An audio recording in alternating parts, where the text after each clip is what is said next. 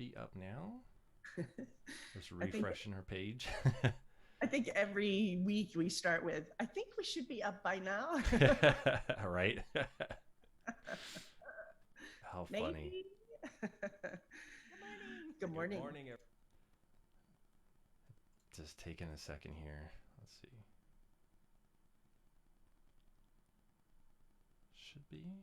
I'm assuming we are. Okay, we are. We're good to go. Good Are morning, you everyone. sure? Good morning. Actually, positive this time. You even believe that it's almost Thanksgiving I and know. like it's going to be December like that? That is crazy. Like the next time we meet, I'm assuming we're not meeting next week because of the holidays. So Right. the next time we meet is going to be December 5th. I know. That's That's crazy. crazy. I don't know what's happening. People people always said, as you get older, time goes faster, but it's Right? weird to actually experience.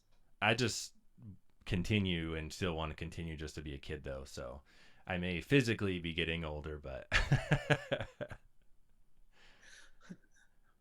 But I'm not sure about that mental piece. I still might be that. It just depends on who you talk to. well, yeah, there's that. Um, But yeah, you're definitely right I, with it moving pretty quick. I mean, I was just reflecting the other day about, just the pandemic and what that's been like for everyone and for myself. And I was like, wow, geez, like we are not far away from being 2 years, essentially into like our country, mostly just shutting down. And really just thinking about like how odd that is, just to think about in our lifetime to have, like an event happen that kind of just changes our whole life for basically 2 years. I'd imagine it's probably very similar to what our parents and grandparents experience, with like world wars and things like that, and just it's just crazy to think about. It really is. and to think about, I don't know. I want to say how we come out of it. Mm-hmm. What gets retained from the changes that we've made, um, and what we go back to how things used to be, or Mm-hmm. what some new things are going to be. I don't know. Like I've I don't know what it's like for everybody else. I know for me, I have always been a person that if someone next to me would sneeze, I would turn my head and I wouldn't breathe. And I don't think like I'm some big germaphobe or anything. I don't think of it in that way, but it just made sense to me that why would I just sit and breathe normally if someone sneezed next to me? Like Mm-hmm. I don't want to get sick, right?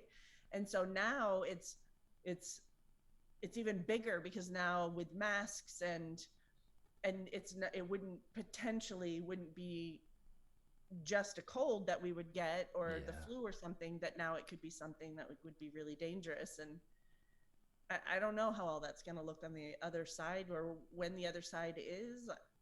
Going to the conference I went to a couple weeks ago, and like someone holds their hand out to shake their hand, and you don't want to be rude and not shake it, but you really don't want to shake it, and so like turn your hand into a fist bump and hope they're Right. gonna get it. Like I don't know, it's some really strange things. And then even just the idea of being around that many people Mm-hmm.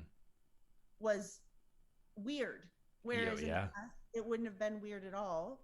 And then of course 2 days after I get home, or even maybe a day after I get home, there's already the someone has tested positive and they were there on that day, Oh and yeah. that's people who were required to be vaccinated and required to wear masks. um, and as we know, just because you're vaccinated doesn't mean you can't get it, just means hopefully you don't end up in the hospital and die. So even with all the being careful, and I don't know, I don't even know what I'm trying to say, except that there's so many unknowns, and what society will do with this, because clearly, like, we think back to what we at least have read about the Spanish flu Mm-hmm. in the early 1900s, right? 1918. So at some point they stopped wearing masks, they stopped isolating, in some cases sooner than they should have, because then they had resurgences and whatnot, and we learned somewhat from the history. Um, but at some point it went back, right? Because we didn't spend the last 100 years in that. Hmm. So what will we as a world and as a humankind do from here forward? And then we translate that into our work and the changes that we've made. And we've talked on here before, and certainly in other places, of people. There are a number of people who are giving up their offices and they don't even have a desire to go back to in-person work.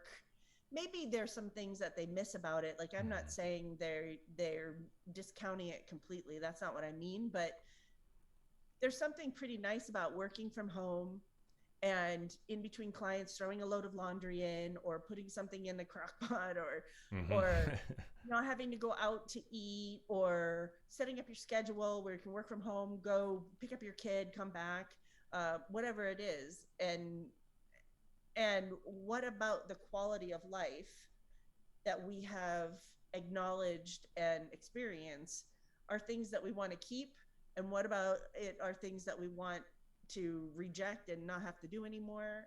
I don't know, it's just such a, I feel like we're in the middle of a bit of a tornado. It's not the scary tornado that it was maybe a year ago, Hmm. but it's still a tornado that we don't know quite what any of it looks like. Yeah, I think that's a good description. So that's not really what we're here to talk about, but that's what came to mind when I'm thinking about time and thinking about, like you were saying, how long it's been, almost 2 years. Hmm. Um, and what we're doing in our work and how we conceptualize that and what the important components of that are. Prior to this, many people, as we've talked about before, thought you can't make a connection over a screen, you can't do therapy that way, even though there were some people doing it. I'm talking about, like, in a normal bell curve, the 68% in the center there. Hmm. um, and now so much of that has shifted. I don't know. I think it's a really phenomenal and interesting time in society, and sociologists must just be having such a heyday. That's true. So these are the things I sit around and think about because, I'm weird. But No, I think it's I mean I do the same thing. It really is just fascinating because I mean obviously I think everyone in our field and our work just finds human behavior, fascinating from a lot of perspectives. Just the idea of like what makes, one person tick and the other person tick, and how that can be vastly different, and how we can all have such a wide variety of reactions to like a singular, event or experience. I just find really cool. Just enjoy it. and and and that's one of the reasons for years that we've been talking about why incorporating digital tools is so important into therapy, because Hmm. people are different and they have different needs. They have different needs for expression and different needs for materials, the medium, and that can change even within a session. Never Hmm. mind one session to the other, never mind one person to the other. And having so many options is so important. I did a presentation last night, in China, for a group in China. I wasn't in China. It was Zoom, obviously. Otherwise, I got back really fast. um, but even continuing that conversation with that group of the importance of having the variety of materials available for your clients and what their interests are, and that having that highly motivating medium available to them is more than halfway there, because they're going to want to do it. They're going to Hmm. want to engage, they're going to want to express themselves. Human beings do things in themes, and it comes out, whatever you're doing as an adult, it comes out in our communications or in our actions. As a child, it usually comes out in what we're playing. So I just think that variety and acknowledging that people are going to give more, show more, create more, tell more when they have something that they really want to engage with. Hmm. And for a lot of people, it includes something digital.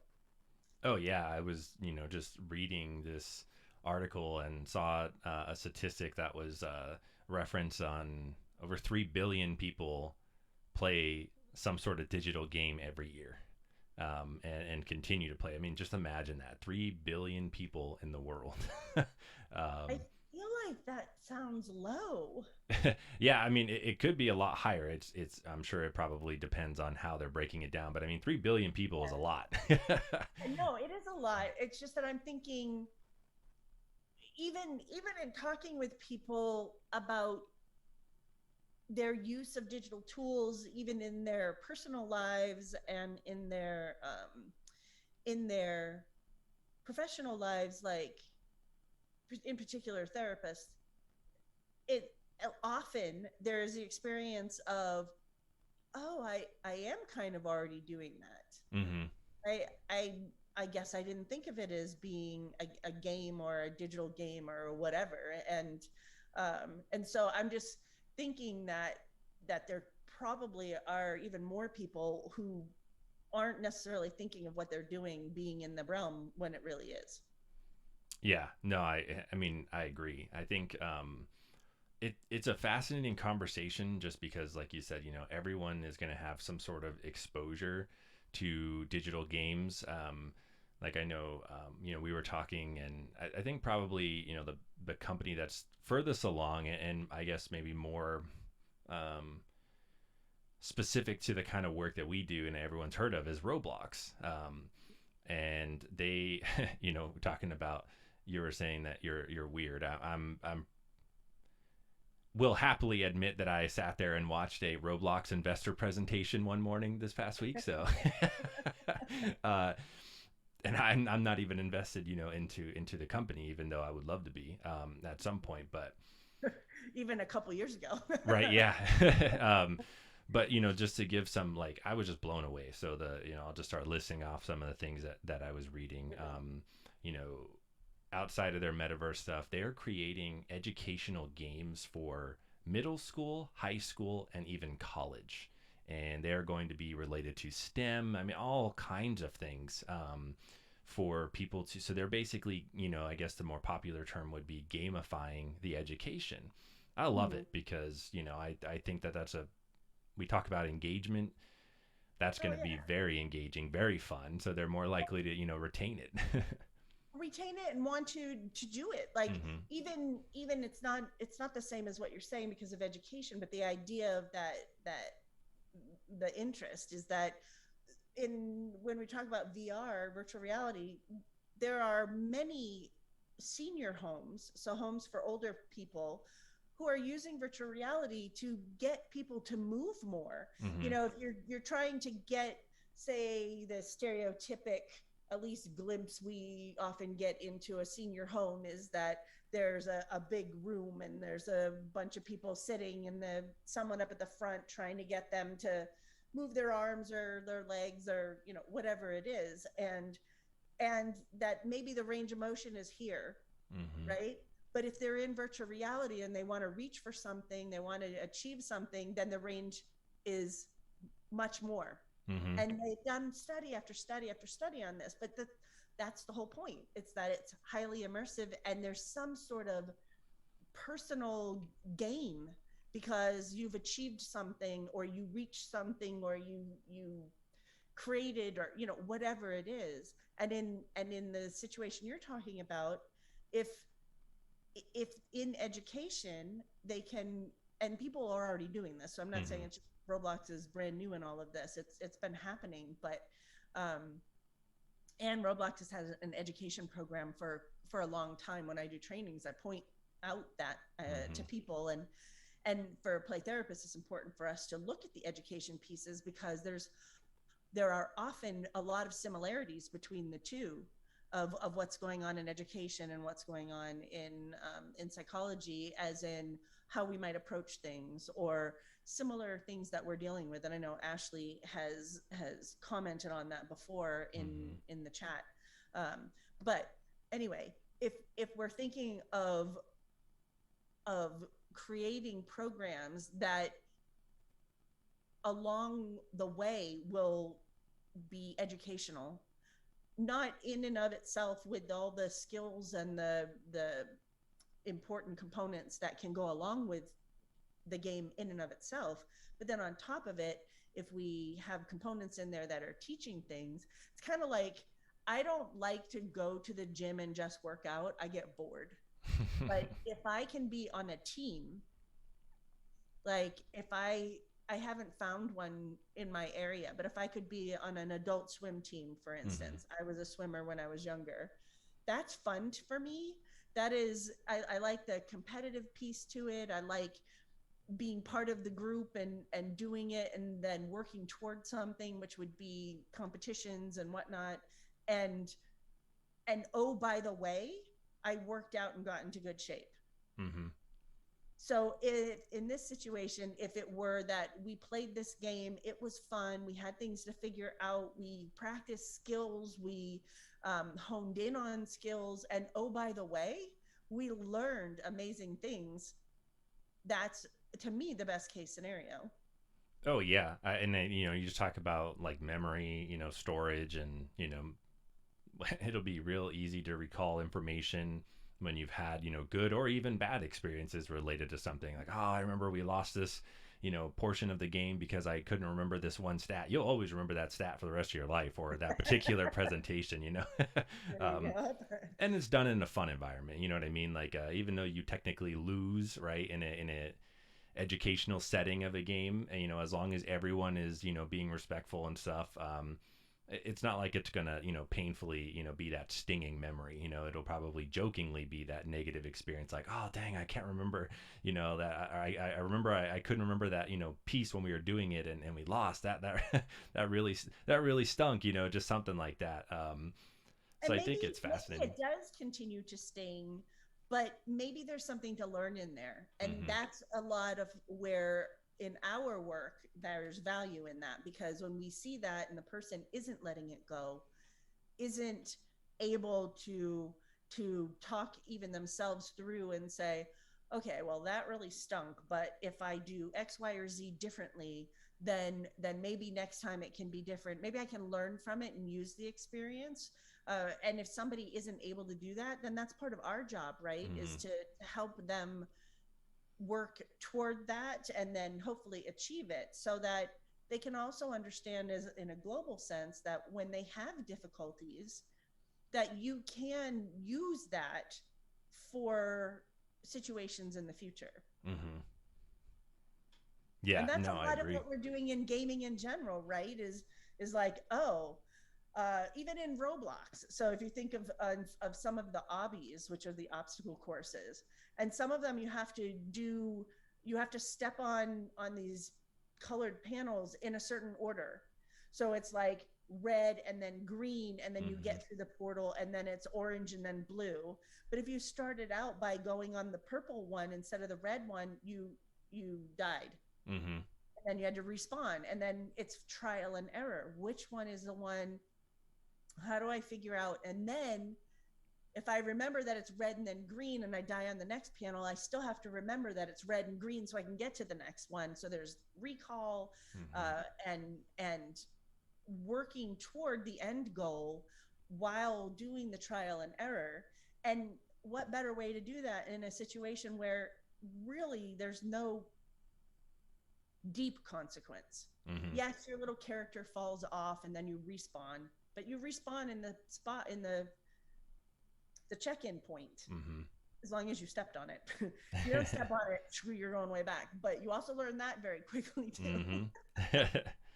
No, I love the similarities that bounce back and forth, and it's like, I think one of the things that I would always hear is, are we teaching people that are we kind of pushing this value that everything is gamified? And it's like, well, if you think about life from a philosophical perspective, yes, everything in life is exactly like a video game, because think about school children, who's always trying to get an A, and and leaderboards, in the classroom, and star charts, and who has the most stars. It's like everything is so similar. And so, like, as long as it can be contained, and we always talk about moderation and things like that when we're talking about using games, it's not bad, it's inherently, I think, good, because you're helping them understand that, it's okay, and when we fail, how do we, get back on, and how do we regulate ourselves, and how quickly can we bring ourselves back, to having a failure, to, trying to then, beat it and move forward. So I think there's a lot of, value in gamified, beyond, obviously the most important one we were talking about is engagement and, information, retainment. So I always thought that was really interesting when I would, hear sometimes people say like, "Or are we pushing them into too much, to understanding that everything is a game?" And it's like, well, yes, life in general is a game.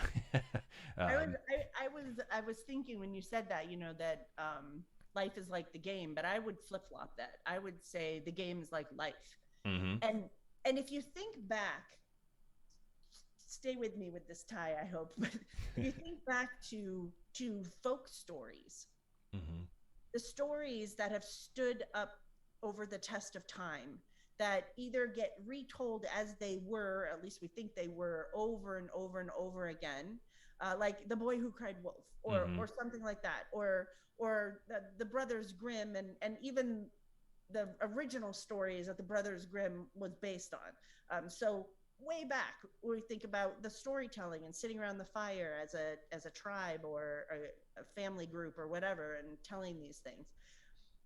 The reason why they have sustained over time is because they are human experiences that humankind can relate to.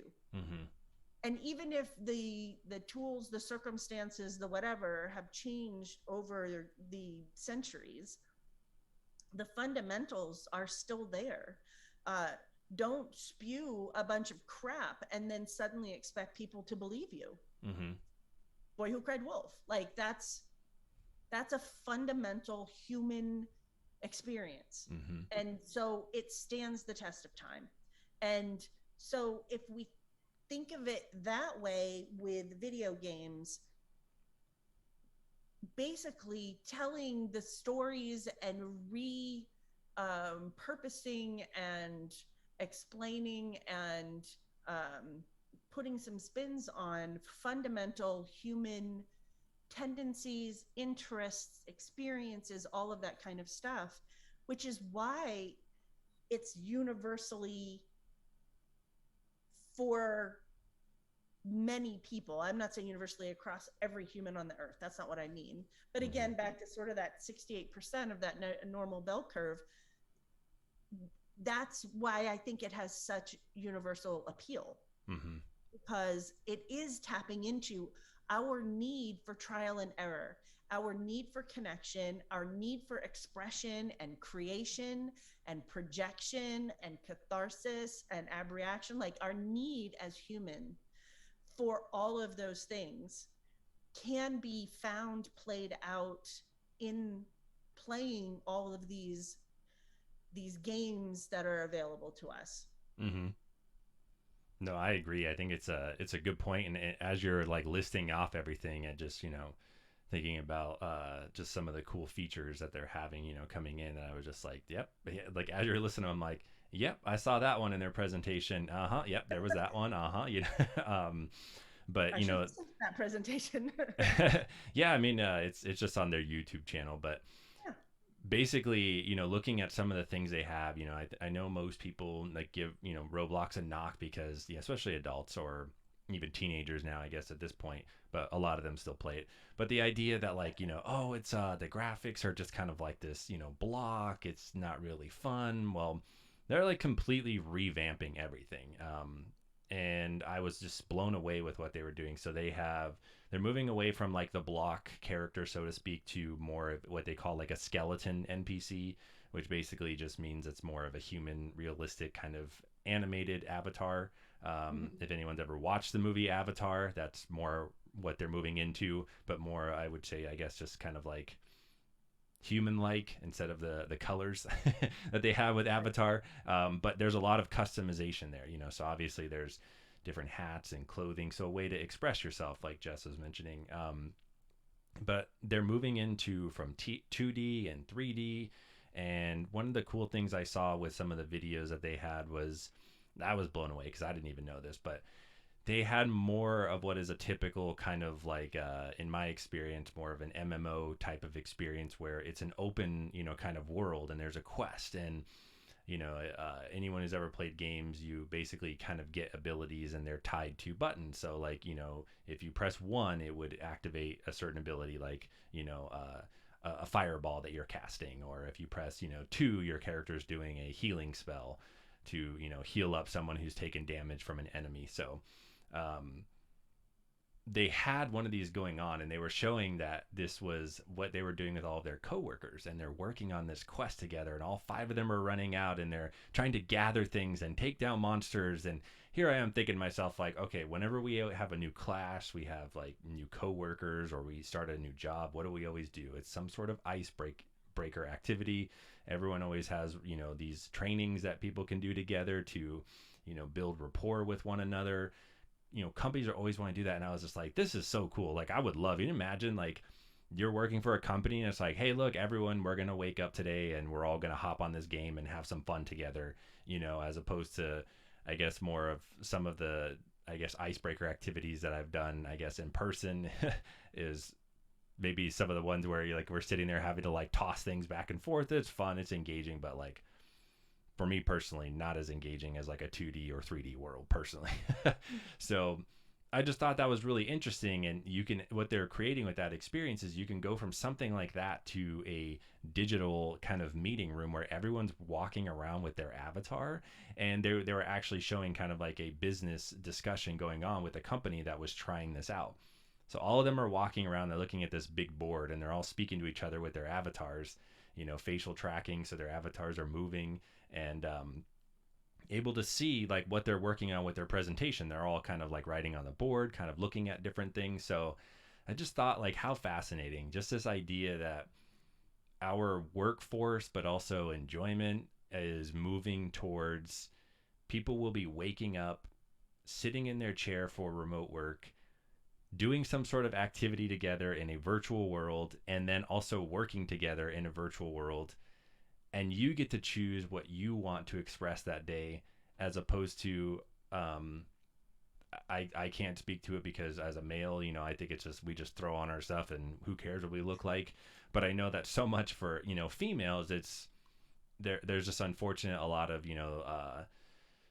discrimination, I guess, in a workplace that goes unnoticed, where you have to look really nice and you have to dress very nice, and if you don't, then that gets looked down upon. But for males, it's like, oh, we don't care, we get this free pass, which is ridiculous in my eyes. But to think about digital avatars, you don't have to worry about that, right? Like, you wake up and don't put any makeup on and chill. Right. What we were talking about last week is my value is my what I know is what I know. Exactly. Has nothing to do with Physical appearance. Right. Even though we humans do function that way, because as I said last time, there are so many studies that show the attributes that we assign to people based on their external, and how there is an equilibrium that is more possible in the avatars and the creation of that and whatnot. I think a couple things that popped in my head when you were talking is, one is that I think that one thing that a lot of companies are trying to do is define and understand as best they can the fundamental components of what feels satisfying to human beings in terms of interaction. And then how do we translate those into a digital medium? Because the reality is, like, for instance, I just said that I presented for a group in China last night. Well, the reality is that if they wanted me to come do that in person, on one level, I would love to go to China. There are plenty of things that I would like to see and experience and everything. I love to travel. But at this point, I'm not traveling to China. I'm not traveling anywhere. Mm-hmm. I would love to go to Australia. I'm not flying to Australia. Like, I just don't feel safe enough in the world and with everything we were talking about earlier to do that. And it's not worth the risk that it might bring to me, to my family, to whoever. And so I would not have been able to do that meeting. There probably are people who attended who would not have been able to attend were it in person for their own reasons. So the fact that instead of having to reschedule all my clients, make sure my family was set, travel on a plane for a day, get there, jet lag, present at some point after I can, have a brain again from being jet lagged, present for a couple of hours, at some point get back on a plane, fly, like all the stuff that goes along with that. I literally drove to my office, presented for 2 hours, prepped for the half hour beforehand with the group, and then I drove home. Mm-hmm. Like that was safer, quicker, easier. Are there fabulous things that would have come out of me being able to actually go there and do that? Absolutely. But in my life and the family life that I have and the responsibilities I have, I wouldn't have been able to take that time off, whether it was COVID or not. Mm-hmm. And so, how do we acknowledge that there are pieces of that connection that are important to us as humans, and that no matter how great the metaverse is and our avatars are and everything, we still need fundamentally to feel connected with others. And how do we meet those needs? How do we define them and meet them in these ways that still feels as satisfying and maybe sometimes even more satisfying than the traditional ways we've done things? Mm-hmm. And I don't know all the answers to all of that, but I think those are the things that we have to consider as we move forward and be very mindful and thoughtful and, of course, ethical in how we identify and define those variables. Yeah, I think, even just one of the big reasons that I think a lot of businesses are moving towards this is just the idea. Nvidia's CEO, and if most people don't know what Nvidia is, most of graphics cards are Nvidia graphics cards, and they do a bunch of other things too, a lot of AI, and just it's a fascinating and great company. But the CEO was speaking, and they have what is called like an omniverse, but they strongly believe in like a metaverse. And if anyone's trying to understand just what a metaverse is, I guess simple thing would be just think of the internet. It's just another layer of the internet that's being created. And when you talk about metaverses plural, you're just talking about different websites. That's a very simplistic version of it. It's definitely much more complex, but just to understand it. um, and what he was saying with the omniverse is it's going to save billions of dollars for companies, because there are so many different simulations that they're able to do without having to waste so many physical resources to do these simulations, such as what would this tower building look like in here, and they can simulate that. They can Yep. just what we've talked about for so long with virtual reality. But they are using that with a lot of different applications to save money, and not wasting physical resources around the world. But if you also think about it too, like one thing that you were talking about is you save money not having to fly. If we talk about just a lot of things that are going on with all kinds of different emissions, like we're kind of saving the planet in a lot of ways, with a lot Mhm. of people being able to have an option, not solely replacing meeting in person or working in person, because there will always be jobs that need to be in person, but being able to have an option to you know choose which one you want to go into. Do you want to do remote work, or do you want to go into a career in which you need to be in person? And just the idea that you can have options, but plus it also saves money for you personally, saves you time, comfort, as you mentioned, like being able to toss a load of laundry in when you have a few minutes, or being able to cook your own food. I think the more options that we have as human beings, plus it has huge benefits in saving money and resources and things like that, for us personally, but also collectively, um, as a world. I think is it's a win-win situation in my eyes. Absolutely. I think I think part of the important restructuring that's going on, and I hope that it continues. I hope it's not just, oh, well, we thought about that or did that or changed that during the pandemic situation, but now we don't have to worry about it. I hope that's not it. I hope some of these things really do stick and stay and change. All the companies and different businesses and fields that recognized that there were at least portions of what they did that didn't require everyone to be in the same space, that maybe we need fewer office buildings. Mm-hmm. Maybe we need fewer in-person meetings. The fact that, like you were saying, we could all be in a virtual meeting, and if we are planning a city or a park or a building or whatever, that, I mean, obviously it's not what we do, but thinking of some other fields, that instead of a drawing, maybe a computer graphic depiction of what the building might look like, or the area or whatever, we're all looking at it in a virtual meeting, and there's a 3D representation of exactly what it's going to look like. Mm-hmm. And you can actually pick up a building and move it over if you wanted. Well, what would it look like if it was over here, kind of, eh,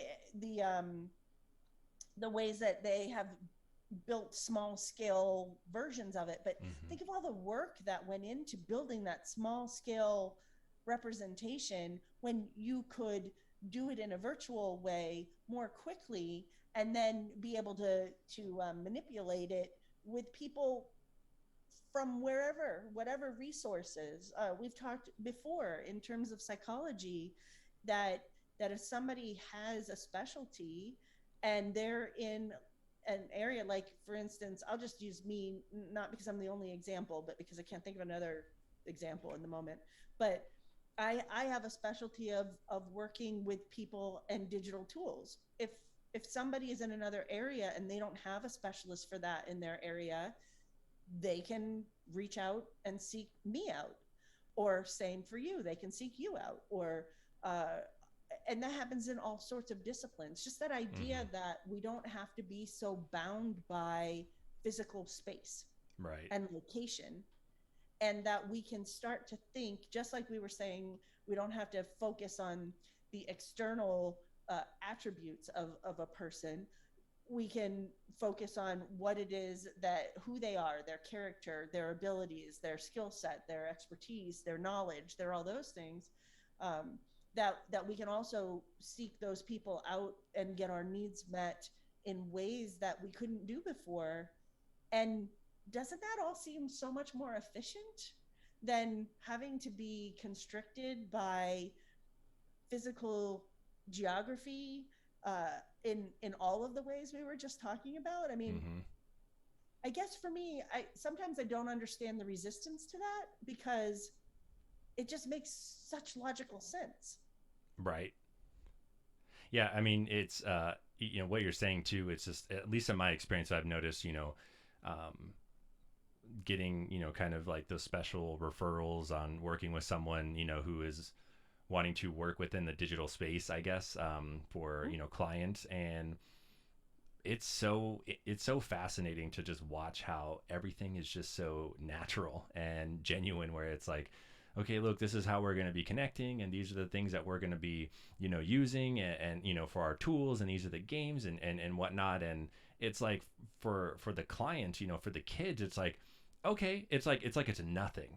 I don't, it's like, it's so smooth, and there's no like holdups or anything. And we go right into it. We get right in a session, and we start to get to work, with what we're doing. And it's fascinating, because I think, I would say they've even adjusted a little bit quicker than I would have expected, even with kids who are, I guess, more digital natives when we're in person. So I have to show them, where everything is, and this is going to be like the VR headset, and this is how we're going to put this on. And so we can go through all of that, kind of safety course with them, where everything is at and whatnot.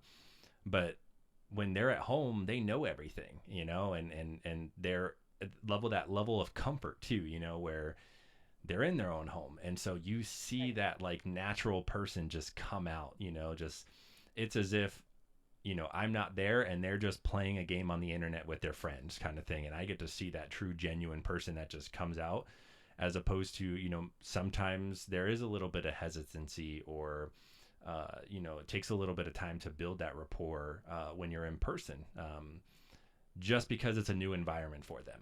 And because they know it's a new environment, there's an aspect of them that necessarily isn't coming out quickly as it is when I'm sitting down working with them remotely. That's at least just my experience of what I've noticed. I would say that it's important to point out that it can be the flip side as well. It could, yep. I know I was doing a remote group, and there was a family that was, I'm trying to filter, that really was having difficulty, a lot of resistance to respecting the personal space Mm-hmm. during the session. And so that is really telling, right? Like a kid might not even think, or even an adult might not even think to say, my personal space and needs are not respected. My personal boundaries are not respected. They might not, they might not think to say that or even show that, because to them that's normal. Mm-hmm. I'm just speaking, obviously there's a lot of caveats all over the place, but the fact that I was able to see that happen right in front of my eyes really tells me a lot about how that child is seen in the family, Mm-hmm. how boundaries are handled or not. Um, and so maybe that's a situation that would be better served in person, because now that we have that very valuable information, we want to have the child understand that your boundaries are important. And because of that, even in, after talks with the caregivers and whatnot, if for some reason they still will not respect those, then maybe there are other ways to show the child. Maybe it's still remote. I've had some situations where we stay remote because I'm still not seeing people in person, and instead of it being at home, I arrange it with the school, Mm-hmm. and I see them during the school hours, so that they can have that protected space. I think there are situations where home isn't necessarily super safe, Mm-hmm. and knowing that and understanding what that's like for them and getting a glimpse into that portion of their lives has incredible value. Mm-hmm. So then we can start to brainstorm, well, how else might we, what are the needs and how else might we get them met, which is like underlying everything we're talking about. Exactly. Yeah. Yeah. It's it still goes back to the same thing that we always talk about, where it's just options and tools to meet the needs. And I think that even if we're talking about just our field in general, if there's like a specific activity, like a specific board game, or like card game, or just whatever that that child really loves and connects, I think most people would be like, if it's within their budget, they'll go out and get it. I know that when I first started working, it was the big slime craze, and so like I went out and bought a bunch of slime because I knew that a lot of the kids wanted, and there was value in that. And so I think personally, it's like, if we know there's a lot of value, and a lot of our clients and just people in general are playing video games, as we mentioned, there's a lot of value in that as well. And so why restrict ourselves? Why say no, we're not going to entertain that, or no, I don't believe that there's value in that? Because it doesn't matter if we don't believe there's value in it. There's value in it for them, and if we don't understand it, we should respect that.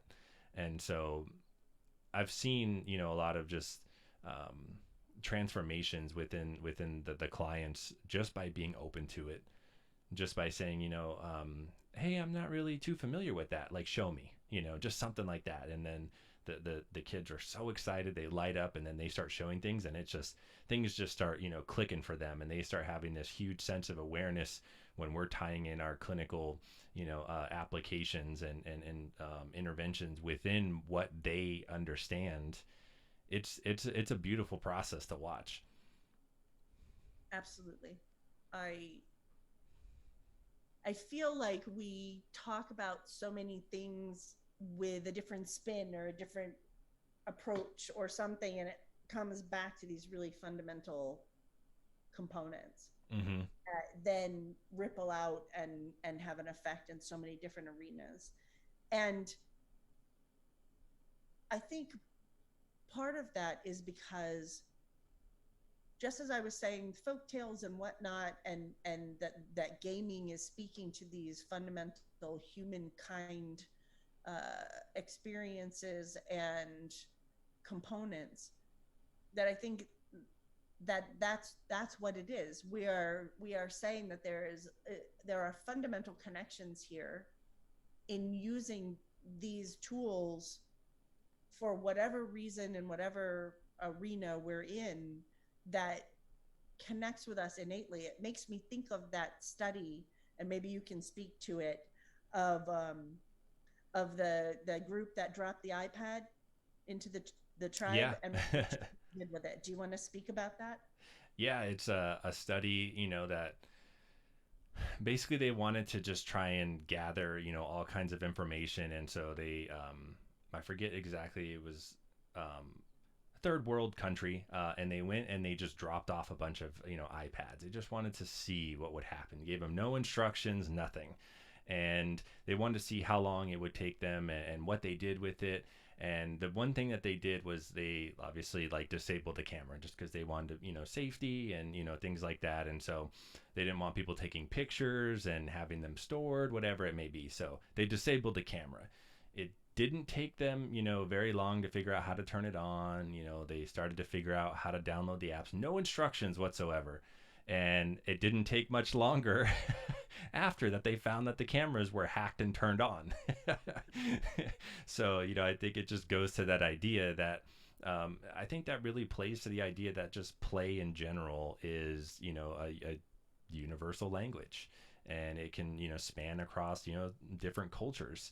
And we're all, digital natives. I'm sure everyone can, attest to how, I don't know, how my toddler, grandchild, or, whichever family member was able to grab my phone, type in my password, and next thing I know, they're looking at things, or they're taking pictures and opening games. Like, the exposure is there. They know how to do it, and why wouldn't we use that in, as value, to be able to reach them, to connect with them, and to, allow them to express themselves, and then also give them something to remember, like that immersive part. I think that's a huge piece.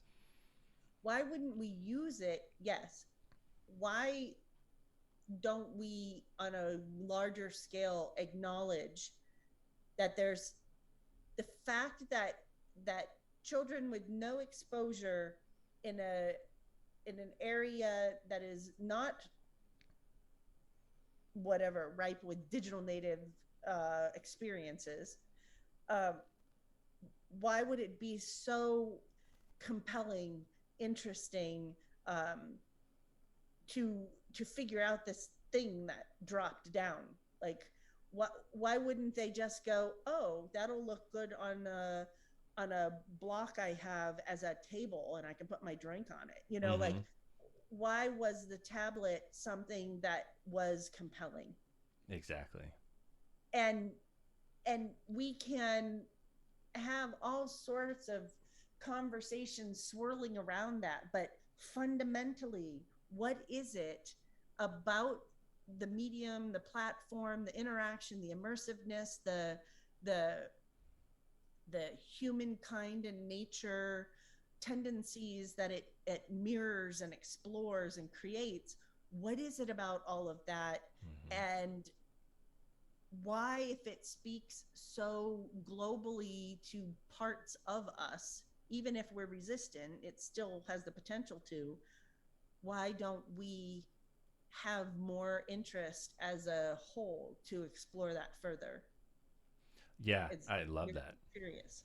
It's like a tidbit that I was reading that South Korea, their capital, they just recently invested, I believe it's close to about $3 billion USD, and I forget the currency for us, but Mhm. for them at the time, but they invested that into a metaverse to be able to have people the ability, and this I love. I thought about you when I was reading this, is because they were talking about how people can attend, town halls or city halls, meetings and consultations, with specialists and things like that in person, absolutely.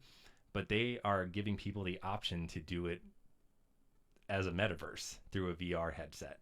And so when you talk about this, I thought about you because it was like, what about the people that don't have the money to attend these? What about the Mhm. people that don't have, they may be disabled and they can't make it to a physical meeting? Right. And not only that, what the last part about that was so cool was they're also rebuilding some historical structures that have been destroyed, either through like war, environmental things.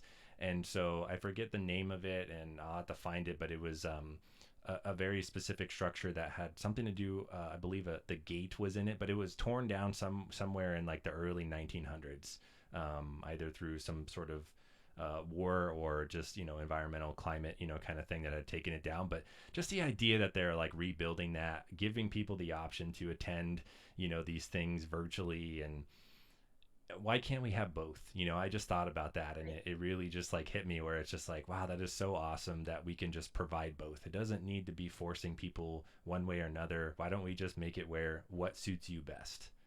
Right. Right. Going back to something I've said for years is there's room for all of us at the table. Yeah. It doesn't have to be better or worse, even though as humans we kind of naturally do that. Mm-hmm. But to try to see that, as we talked about in the beginning and we've talked about before, that people are different. They have different needs, and they can have different needs and interests at different times, and it can change and switch. And it's like you don't just have one food in your fridge Right. for a variety of reasons, for nutrition, for interest, for variety, for all kinds of stuff. Sometimes I want something salty and I'm going to go and rummage through and find something that's salty. And sometimes I want something sweet. And sometimes I want something salty and then sweet right after. Like, you know, sometimes you want them combined. But I mean, So, isn't that the point of life where it's like, we get one physical life on this earth, regardless of people's religious beliefs and everything like that, so like, why wouldn't we make it the best in terms of what we want to do, as long as we're not harming ourselves or other people around us? And we are, that's always been my thing, where it's like, I will personally never tell someone how to live their life because I wouldn't want someone to do the same to me. Doesn't right, necessarily mean I have to agree with the things they like, just like they don't have to agree with the things that I don't like. But what makes me tick, going back to that human behavior, what makes me tick is these virtual conversations that we have, like connections with people, friends online that I've had for years. And it's like, for someone who doesn't know who that is, doesn't have that experience, that's okay. I'm not saying that like my experience is better than yours. It's just a way of being, and it's a way that has helped me get to this point, just like the way that they've been able to get to that point. But the idea is that I wouldn't, in my profession, say I'm going to tell you that your traditional, like, I guess, kind of work or digital work is better than the other. Like, I just want to say, what can we do to help you? That's what it always comes down to. mm-hmm. And in what you said, I know we are almost done here, but what you said is it doesn't mean that you're saying that your digital, like, did you say world or work? Can't remember, but is better than others. Mm-hmm. And the flip side is true too, that I don't think it's proper for someone else to say that their way is better either. It is that there are different circumstances, different set of variables that are in place that would both externally in the situation and then also internally within the person, and how all of that combines together is what is the important piece, and the value that that has for them in their lives is what's important. Yeah, that's a beautiful way of saying it. I don't even know if I could say anything else to that. I think that's like a a good ending Good point. place to stop. Yeah. Well, we will say happy Thanksgiving to everyone. Hope everyone has, a fun and safe time and enjoyable time. I know personally I'm looking forward to it. I know Ashley's working forward to it as she is a teacher, and I know that she's just super exhausted. And so she told me the other day, she said, "Oh my gosh, I have the whole week off." So, I think that sounds fantastic. right, yeah. So happy Thanksgiving to you, Jess, and your family, and I hope Maybe you guys have a fun and safe one. And we will catch you guys in 2 weeks. 2 weeks sounds great. Bye.